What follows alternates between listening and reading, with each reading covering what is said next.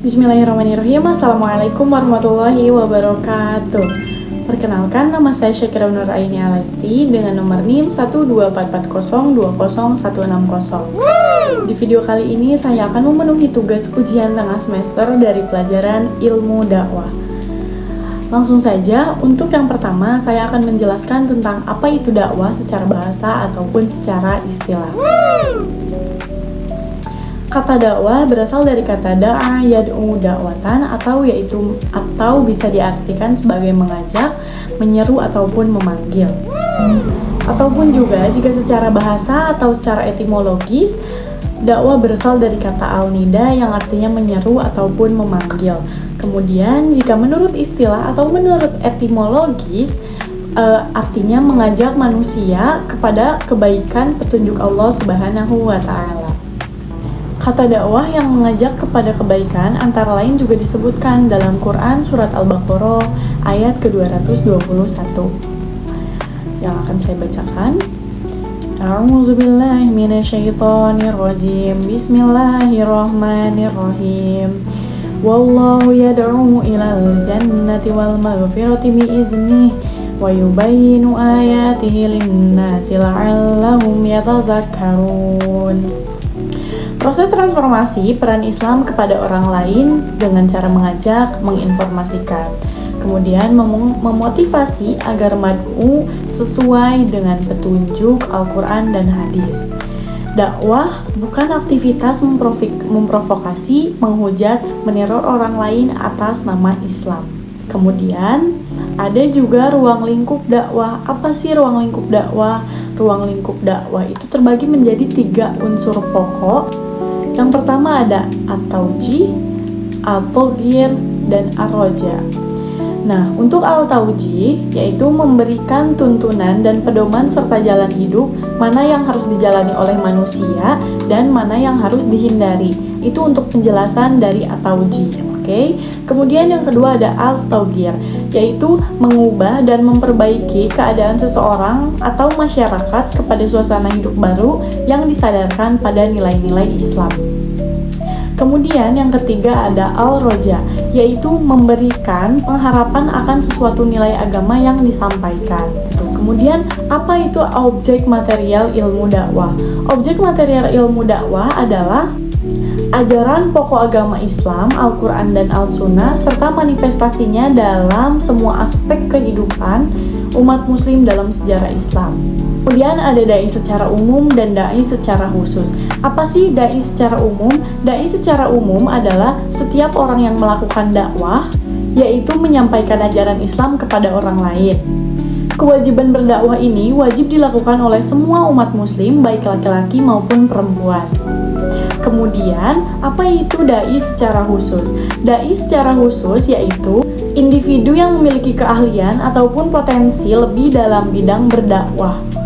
Mereka biasanya terlatih formal maupun informal untuk menyampaikan pesan-pesan agama secara efektif dan profesional.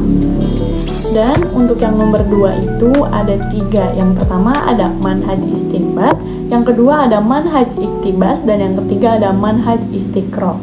Apa itu manhaj istinbat? Manhaj istinbat yaitu dakwah dengan merujuk kepada Al-Quran dan Al-Sunnah. Kemudian kalau untuk manhaj iktibas yaitu dakwah dengan meminjam atau meminta bantuan dari ilmu-ilmu sosial. Kemudian manhaj istiqra yaitu dakwah dengan penelitian, baik penelitian referensi pustaka maupun lapangannya. Kemudian untuk contoh manhaj istinbat itu ada misalkan dalam situasi di mana tidak ada nas yang tegas tentang hukum suatu masalah, maka para ulama menggunakan istinbat untuk mengeluarkan tersebut. Contoh klasiknya adalah soal hukum membunuh musyrik dalam perang, kayak gitu. Meskipun tidak ada nas yang tegas, tetapi para ulama menggunakan istinbat dengan cara mengacu pada prinsip-prinsip yang ada dalam Al-Quran dan hadis untuk menetapkan hukum tersebut. Itu salah satu dari hukum Itu salah satu contoh dari manhaj istinbat. Kemudian yang kedua ada manhaj iktibas. Apa itu manhaj iktibas? Tadi yang sudah saya jelaskan, manhaj iktibas itu adalah dakwah dengan meminjam atau meminta bantu dari ilmu-ilmu sosial yang lainnya. Contoh dari manhaj iktibas yaitu dalam situasi di mana ada ayat Al-Quran yang tegas tentang larangan zina, maka para ulama tidak perlu lagi untuk menggunakan istinbat untuk menetapkan hukum, karena ayat tersebut juga sudah cukup jelas sebagai landasan hukum, kayak gitu. Itu contoh dari manhaj iktibas. Kemudian yang ketiga, ada manhaj istiqro yang sudah saya jelaskan tadi adalah dakwah penelitian. Namun apa sih contohnya dari manhaj istiqro ini? Manhaj istiqro ini salah satu contohnya yaitu dalam situasi di mana teknologi digital mulai berkembang pesat dan timbullah masalah etika tentang privasi data online. Para dai dapat menggunakan istiqro dan para dai dapat menggunakan istiqro untuk menafsirkan hadis-hadis yang relevan tentang perlindungan hak-hak individu yang mengadaptasinya ke dalam konteks digital saat ini, kayak gitu. Dan mereka juga dapat merujuk pada hadis Nabi Muhammad SAW tentang pelindungan privasi dan menggunakannya sebagai acuan untuk menetapkan hukum tentang proteksi data online. Itu salah satu contoh dari manhaj istiqro. Dan yang untuk nomor 3 itu ada 2. Ada dakwah bil lisan dan ada juga dakwah bil hal.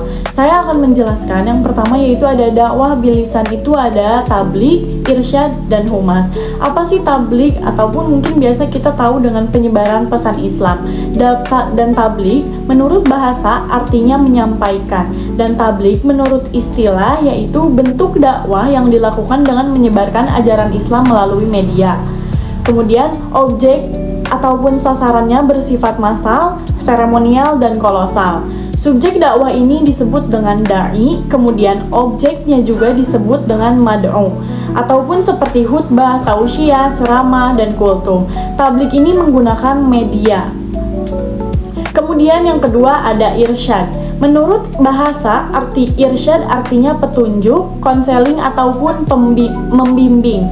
Dan menurut istilah, irsyad artinya menyampaikan ajaran Islam melalui kegiatan penyuluhan, bimbingan, atau psikoterapi Islam kepada individu atau kelompok kecil.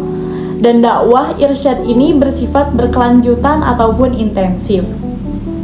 Kemudian yang terakhir dari dakwah bilisan adalah humas. Secara harfiah, humas berarti hubungan dengan publik ataupun masyarakat, atau mungkin yang biasa kita kenal sebagai hubungan masyarakat.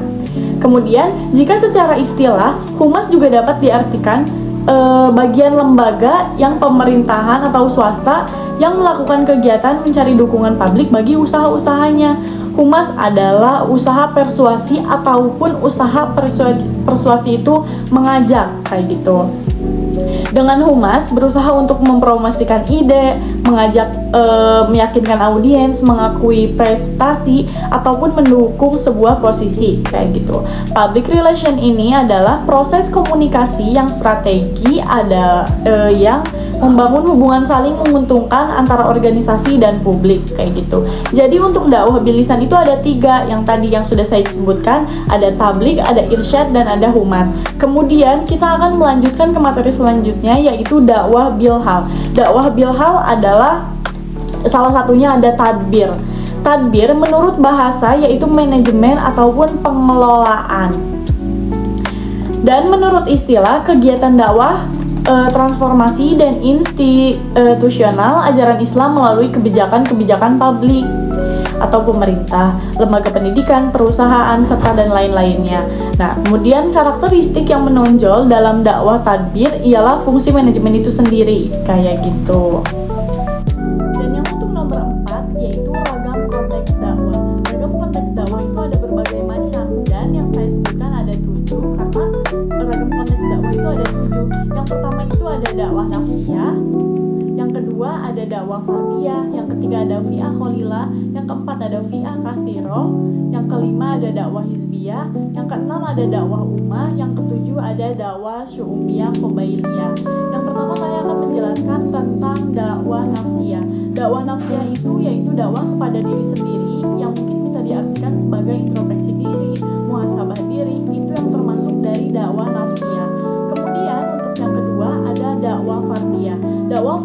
biasanya dilakukan untuk memberikan ajaran-ajaran agama Islam atau pesan-pesan Islam itu kepada satu ataupun dua orang. Itu yang termasuk dengan dakwah fardiyah. Kemudian untuk yang nomor 3 ada dakwah fi aqalilah. Dakwah fi aqalilah itu adalah dakwah yang ditujukan kepada orang, namun orang tersebut hanya ada maksimal 20 orang, tidak boleh lebih. Untuk yang ketiga ada dakwah fi aqalilah. Dakwah fi aqalilah ini biasanya hanya untuk mad'u yang 20 orang. Jadi dai menyampaikan pesan kepada mad'u yang mad'unya itu berjumlah maksimal di 20 orang. Kemudian untuk yang keempat ada dakwah fi'ah katsiro. Dakwah fi'ah katsiro ketika dai menyampaikan pesan kepada mad'u, melainkan mad'unya itu ada jumlahnya lebih dari 20 orang. Kayak gitu. Kemudian ada dakwah hizbiyah. Dakwah hizbiyah itu adalah dakwah organisasi Islam seperti halnya yang kita ketahui seperti Persis, Muhammadiyah, Nahdlatul Ulama. Itu yang menyampaikan dai kepada mad'u, berarti itu yang termasuk dakwah sebagai dakwah hizbiyah. Kemudian yang keenam ada dakwah ummah. Dakwah ummah ini biasanya yang orang-orang ketahui karena dakwah ummah ini yang biasa dilakukan di panggung seperti acara-acara tabligh akbar kepada tidak diberikan berapa mad'u yang harus dihadirkan. Namun jika dakwah hizbiyah ini, dakwah ummah ini adalah dakwah untuk di atas panggung yang totalnya tidak direkomendasikan berapa-berapanya, siapapun yang datang kepada tabligh akbar dan atau yang lain maka dakwah tersebut disebutnya dengan dakwah ummah. Kemudian yang ketujuh ada dakwah su'ubiyah qabailiyah, dakwah antar budaya kayak gitu. Mungkin seperti budaya nenek moyang dan lain sebagainya. Kemudian untuk mengisi soal nomor 5 yaitu manusia itu harus berdakwah karena adanya mandat agama Islam yang menekankan pentingnya menyebarkan agama Islam dan menyebarkan ajaran Allah Subhanahu wa taala kepada semua makhluk dan ciptaannya, baik itu dakwah ataupun dalam konteks agama lainnya kayak gitu, merupakan kewajiban dan tanggung jawab yang diemban oleh setiap muslim. Maka manusia itu wajib berdakwah karena adanya keharusan yang harus kita emban seperti itu.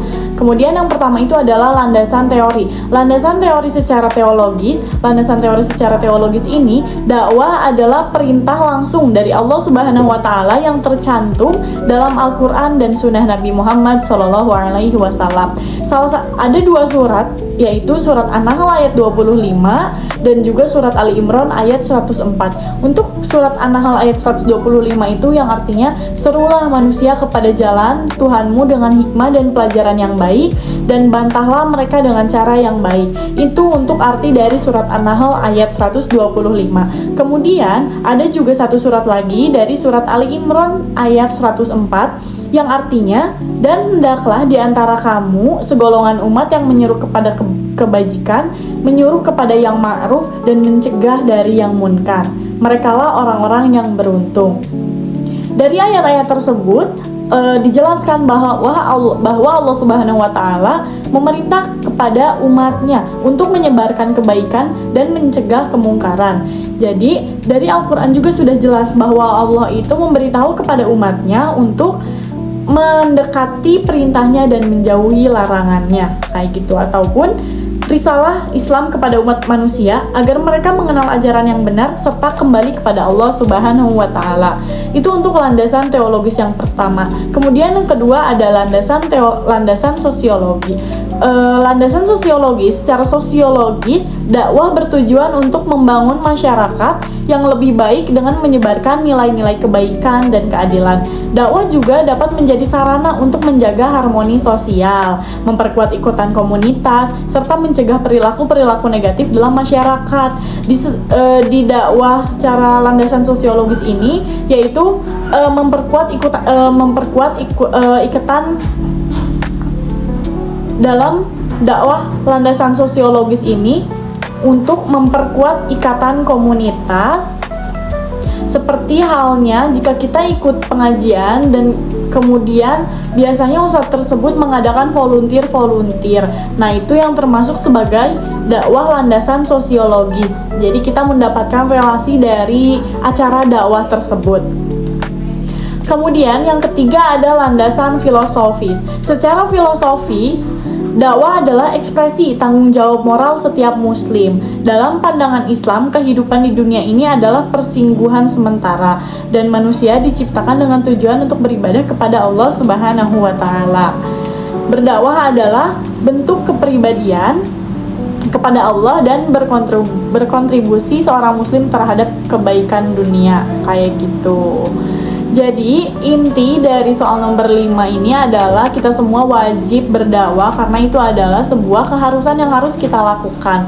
Dan jangan lupa juga untuk mendekatkan apa yang diperintahkan dan menjauhkan apa yang dilarangnya oleh Allah Subhanahu wa taala. Saya akan membacakan surat An-Nahl ayat 125. A'udzu billahi minasyaitonir rajim. Bismillahirrahmanirrahim. Ud'u ila sabili rabbika bil hikmati wal mau'izatil hasanati wajadilhum billati hiya ahsan. Inna rabbaka huwa a'lamu biman dhalla an sabilihi wa huwa a'lamu bil muhtadin. Shadaqallahul azim al-ayah. Dan saya akan membacakan surat Ali Imran ayat 104. A'udzu billahi minasyaitonir rajim. Bismillahirrahmanirrahim. Wal takum minkum ummatun yad'una ilal khairi wa ya'muruna bil ma'ruf wa yanhauna 'anil munkar wa ulaika humul muflihun. Shadaqallahul azim al-ayah. Saya akan membacakan surat An-Nahl ayat 110. A'udzu billahi minasyaitonir rajim. Bismillahirrahmanirrahim. Kuntum khairu ummatin ukhrijat lin-nasi ta'muruna bil ma'ruf wa tanhauna 'anil munkari wa tu'minuna billah. Walau amana ahlul kitabi lakana khairan lahum minhumul mu'minuna wa aktsaruhumul fasiqun. Shadaqallahul azim al-ayah. Dan saya akan membacakan surat Fussilat ayat ke-33. A'udzu billahi minasyaitonir rajim. Bismillahirrahmanirrahim. Wa man ahsana qawlan mimman da'a ila Allahi wa 'amila shalihan wa qala innani minal muslimin. Shadaqallahul azim. Dan saya akan membacakan surat Al-Baqarah ayat ke-221. A'udzu billahi minasyaitonir rajim. Bismillahirrahmanirrahim. Wala tankihul musyrikati hatta yu'min wala amatum mu'minatun khairum min musyrikatin walau a'jabatkum wala tankihul musyrikina hatta yu'minu wala 'abdun mu'minun khairum min musyrikin walau a'jabakum. Ulaika yad'una ilan nar wallahu yad'u ilal jannati wal maghfirati biiznih wa yubayyinu ayati lin-nasi la'allahum yatazakkarun. Shadaqallahul azim. Dan yang terakhir saya akan membacakan surat Al-Hijr ayat 94. A'udzu billahi minasyaitonir rajim. Bismillahirrahmanirrahim. Fasda' bima tu'mar wa a'rid 'anil musyrikin. Shadaqallahul azim al-ayah. Mungkin cukup sekian video dari saya, kurang lebihnya mohon maaf. Saya Syakira Nur Aini Alesti, pamit dari video ini. Bye-bye, sampai ketemu lagi. Assalamualaikum warahmatullahi wabarakatuh.